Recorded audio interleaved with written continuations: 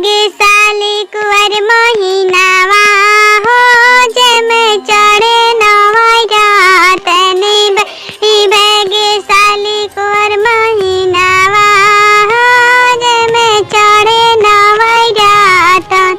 एही महीनावा में दुर्गा जी आईन एही महीनावा में दुर्गा जी आईन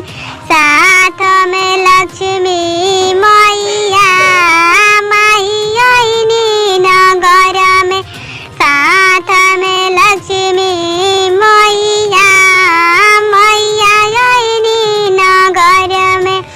एही नवरातन में सरस्वती जी आईन एही नवरातन में सरस्वती जी आईन साथ में नौ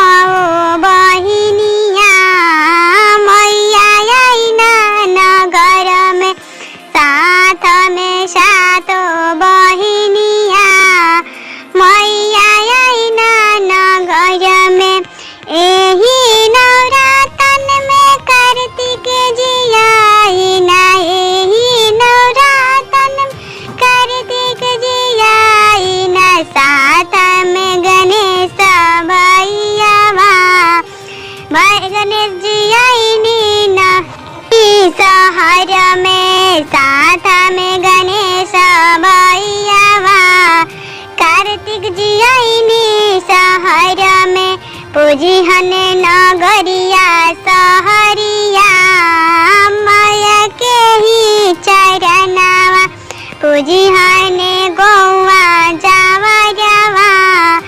माई के चरनावा बड़ी भाग्यशाली कुंवर महीनावा